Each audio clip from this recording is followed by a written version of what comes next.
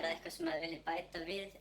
Andrými fyrir að hýsa tónleika og hýsa aðra tónleika og vera góður staður.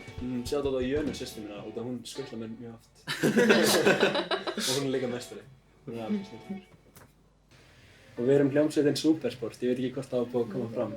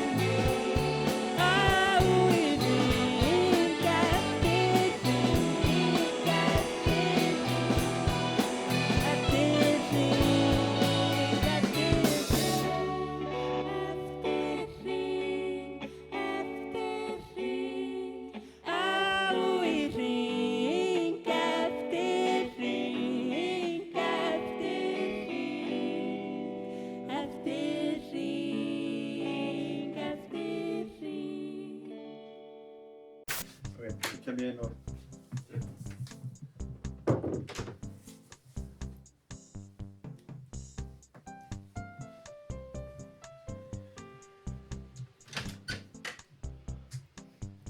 Hei.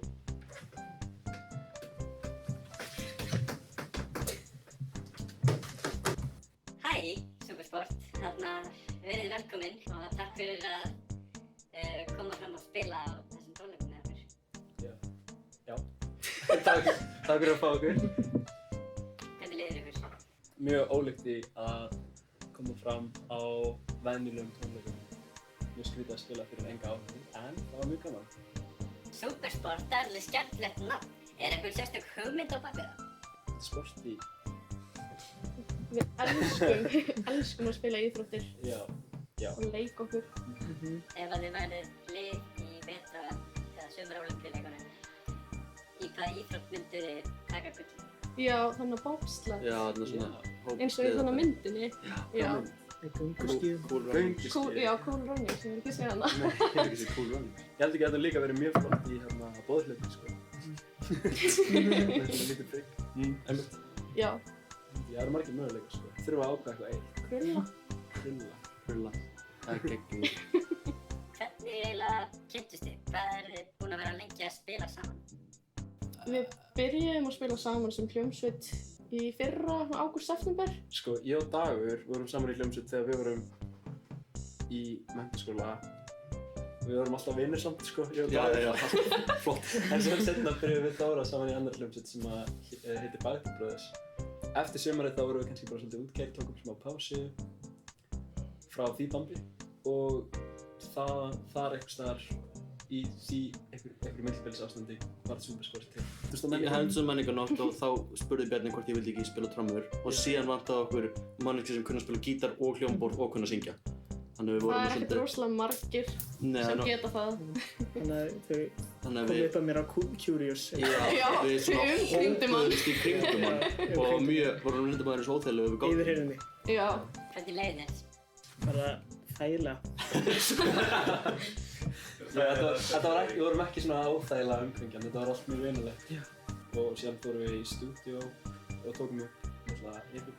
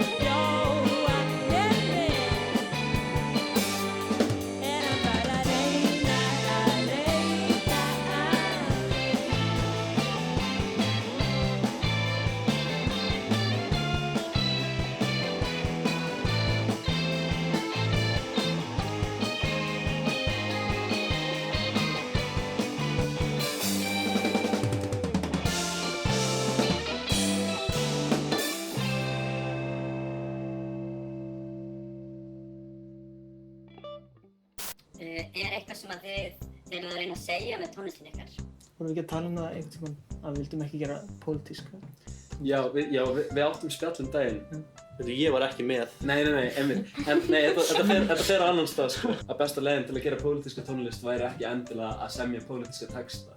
Heldur væri þetta meira spurning um hvað þú gerir og samhengið sem þú setur músíkina síðan í og hvar þú spilar hana og hvernig vinnubrögð þú notar. Að það er allt þættir sem hafa miklu meiri áhrif á skilaboðin sem tónlist sendir út frá sér. Svo hefur maður alveg séð alls konar hljómsveitir segja alls konar hluti í lögunum sínum sem að kannski fylgja í praxis, sko. Og hvernig er þá lagasmíðaferlið ykkar? Oftast eða Daniel sem er með einhvers konar gítarhljóma eða eitthvað svona smá grunn og síðan er þetta mestmegnis unnið bara í einhverju sammenningu. Við mætum á æfingar og reynum að útsetja þetta þannig að það virki. Þetta er svo mikið ferli sem bara svolítið gerist og maður bara tekur þátt í ekki hugsunarlaust við þetta. En maður svona gefur ekki alltaf endilega gaum eitthvað svona, já þetta eru munstrin sem við erum alltaf að detti og þetta eru aðferðirnar sem við erum alltaf að nota. Ákveðið svona verklag festi sín sem sé hægt og rólega. Annars láta það hljóma og formulega, sko. Við höfum reyndið að prófa alls konar aðferðir. Höfum við Þórhallum kannski klárað að fullsemja lag saman og síðan mætt með það á æfingu og prófa að djama öll saman. Eða þá að það kemur inn hugmynd sem er bara ein lítil gítarmelódía og smá textabrót eitthvað og við klárum lagið saman. Það hefur gerst líka. Nú langar mig að spyrja bakgrunninn ykkar í tónlist. Hvernig gengur að samræma vinnuferlið þegar þið eru allar koma úr svo ólíkum áttum? Já, þetta einhvern veginn virkar allt saman. eins og Bjarni sjálflærður alveg eða ekki. Og En ég var að fatta daginn sem pínu klikka og hann láti mig líða svolítið gömlum sko. Ég hef búinn að vera að spila gítar í 7 ár. Ég klassískt mentor í söng. Og ég var í tónlistarskóla líka í mörg ár að læra bassa og tónfræði og það sem fylgir og svona. Og svo eigum við dagur svo sem það sko. Við kannski lærðum svolítið af hljóðfærin okkar saman þegar við vorum unglingar sko. Ég spila á trommur af því það vantaði trommur í eitthvað eitt lag þegar við vorum 15 ára og þá byrjaði ég að spila trommur. Það hefur örugglega bara verið eitthvað Coldplay cover. Það var alveg pott á klálega Coldplay cover. Þannig að fyrst við erum að tala aðra hljómsveitir, getið þið nefnt einhverjar hljómsveitir sem að þið eru að taka til fyrirmyndar einhverjar? Bítlarnir. Það er bara að segja Ok, ekki Bítlarnir. Ekki Bítlarnir, alls ekki Bítlarnir. Allar aðrar hljómsveitir í heiminum nema Bítlarnir. Stones, Rolling Stones, bara Rolling Stones. Ég hef aldrei hlustað á Ég hef aldrei hlustað á Stones heldur. Það hefur enginn hlustað á Rolling Stones. Já. Big Thief. Big Thief. Já, klálega. For real. Þarna Soccer Mommy, hún er nýtt inspo. Við erum búin að hlusta mjög mikið á Soccer Mommy síðustu vikur. Það er líka alltaf smá svona Midwest emo revival.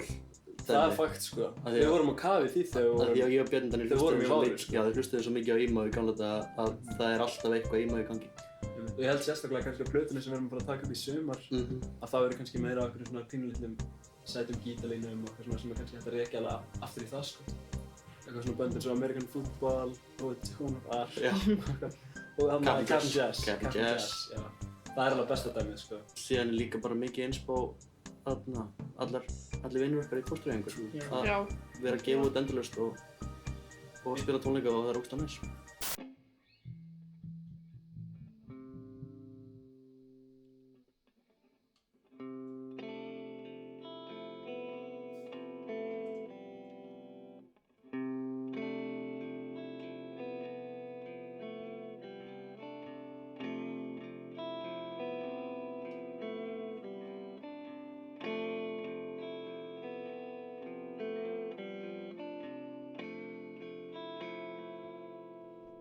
Í svarta skaldeginu ég svaf og svaf alveg óvart og ég missti af öllum deginu þá veit ég samt að þegar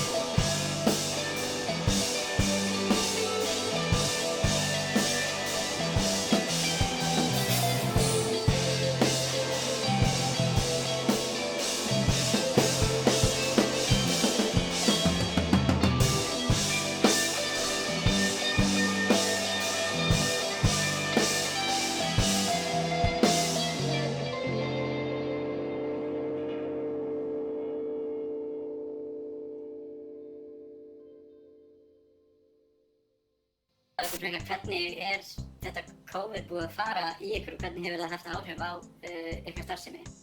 Það er leiðilegt að geta ekki mætt tónleika og spila tónleika Mjög. og hitt vini sína og gert eitthvað skemmtilegt. Ég var næstu að gráta daginn og þegar ég sá að ég rakst okkar gammalt tónleikamyndband inn á drive-in okkar og þarna, ég saknaði þess bara svo mikið að spila fyrir fólk, sko. Það var alveg smá útrás að spila hérna áðan en það var samt ekki alveg eins. Já, við erum alveg búin að æfa slatta og kannski bara svona einbytta okkur frekar að því að, þú veist, að vera að fínpússa það sem við eigum eða, þú veist, já, sem sagt, bara vera að bæta okkur í staðinn fyrir að vera alltaf eitthvað svona nú erum við að spila á tónleikum eftir viku, við þurfum að æfa þennan setlista 15 sinnum í röð. Það er alveg fínt að fá þá tilbreytingu inn, sko. Hefur gefið okkur tíma til þess að útsetja eitthvað aðeins betur og laga bara eitthvað svona litlar krúsiböllur sem að... Hvað að ykkar mati það besta sem í gangi í Reykjavík? Andrými og póstræðing og öll fucking grassrútastarfsemin sem að gerast. Það er að flottast sem í gangi, sko. Og öll flottu neðjar böndin sem að gera skítuga techno-tónlist eða skítuga punk-tónlist. Það er alltaf orka sem ég tek mjög mikið innblástur frá og finnst mjög flott. En síðan líka bara samtök eins og No Borders og Black, Iceland. Refugees in Iceland og svoleiðis hópar vinna mjög aðdáunarvert starf. Mér finnst það að vera flottast það sem er í gangi í Reykjavík. Já, mér finnst líka mjög svona sorglegt að sjá hvernig sko nýjir staðir eða jafnvel staðir sem eru búin að vera til lengi að segja núna við fjölmiðla og annað að þeir eru alltaf að fara að einbeita sér að því að halda tónleika og þú veist, gera staðina eitthvað svona cool, skemmtilegum stað til þess að mæta og til þess að fara á tónleika og þar sem að er gott hljóðkerfi og annað og svo einhvern veginn verður aldrei neitt úr því eða það er kannski gert í mánuð og svo bara ekkert. En ég vil samt halda þið til haga, sko, að það er hægt að halda tónleika hvar sem er, hvenær sem er, sko, með vinum sínum. Það er alltaf hægt, sko, það á alltaf einhver framsett og einhver maklar að það er hægt að bara setja saman eitthvað og láta það virka úti eða í stofunni heima eða hvar sem er, sko. Af hverju búið þið til tónlist? Útrás. Já. Gaman að búa til tónlist. Ég er með smá pælingar með þetta, sko. En mér finnst að það geta verið svo ólík mótíf. Stundum þá vill maður kannski gera tónlist af því að maður vill tjá eitthvað sem maður er að upplifa. Og ég held að þetta sé þegar fólk byrjar að gera tónlist þá er þetta einhvern veginn það sem maður kannski sækir í eða er að leita að eitthvað útrás eða eitthvað tjáningu. Og það er mjög gott og gilt og það er bara þetta getur verið mjög hjálplegt tól til þess að gera upp alls konar tilfinningar og upplifanir sem eru kannski erfiðar eða þungbærar eða mjög ánægjulegar. Þannig að ég held að það sé mjög algengt, sko. En síðan held ég líka að maður verður að passa sig að setja ekki formið á eitthvað stall sem ég held að fólk eigi svona til að gera, sko. Af því fólki þykir svo vænt tónlistina sem það heldur upp á. Og þá sér það kannski ég veit ekki hvort ég sé að koma þessu til skila því, en þá sér það kannski formið sem eitthvað heilagt sem að þarf að vera einlægt og þarf að þýða eitthvað og fela í sér eitthvað tjáningu. En ég held að stundum þurfi tónlist ekkert að vera það, hún getur líka verið bara skemmtileg og fyrir mig allavega þá eru mótífin líka stundum bara, ég var að læra nýjan hljóm eða eitthvað. Því nú er ég sjálfur gítarleikari og er ennþá bara að læra. Og það getur oft bara verið kveikinn á nýju lagi, ég var að læra þetta skemmtilega grip daginn. Eða mig langar að prófa að nota þessa hljómahreyfingu sem ég heyrði í ekki Beatles-lagi fyrir styrki eða eitthvað. Getið þið ímyndað ykkur líf án tónlistar? Það er bara tónlist og síðan allt sem er í kringum það, sko.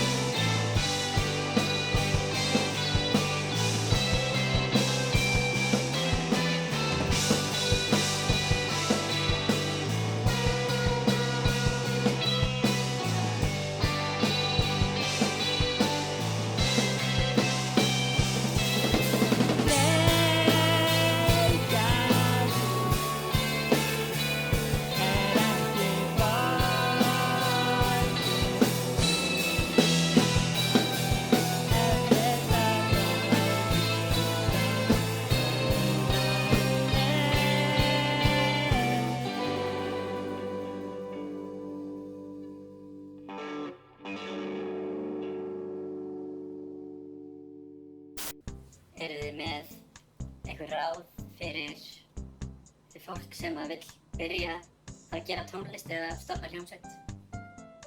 Spila tónlist. Bara taka upp eitthvað hljóðfæri og gera eitthvað bara hlut og gera hljóð og taka það upp og setja það á netið. Og það skal einu skipta máli. Gefa út, svo. Já, ég vil segja, gefa það út. Bara ekki taka þetta of alvarlega. Bara leika sér.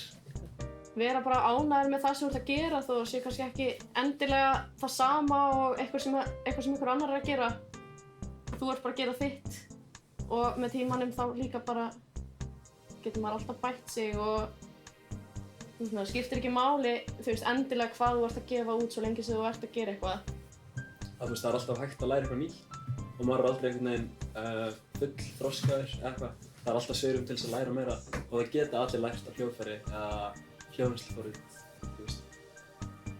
Já, bara gefa sér tímann sko til þess að læra eitthvað. Maður er ekkert oft góður til þess, það er enginn góður til þess.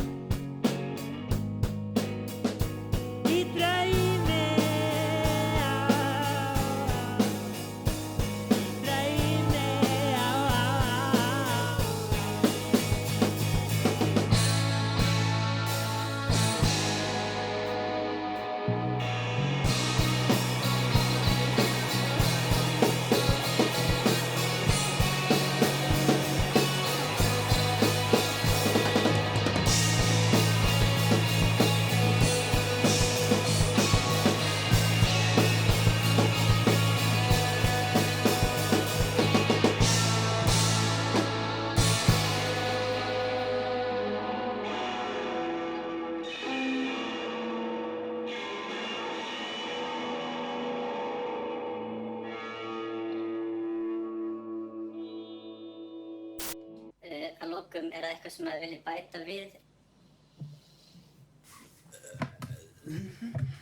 Nei.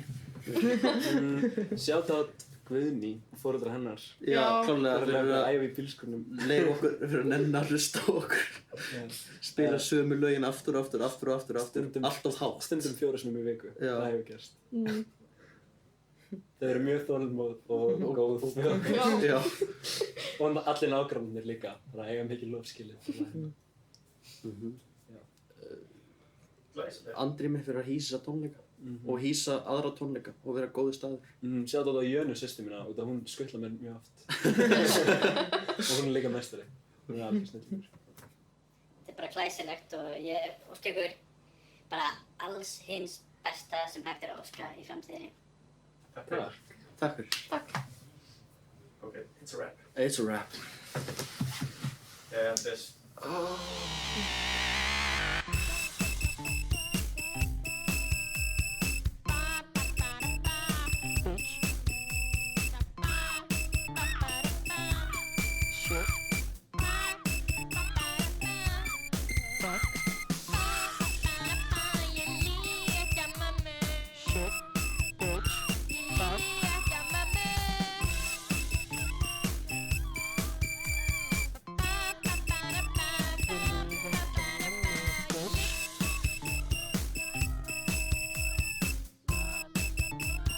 Fucking this shit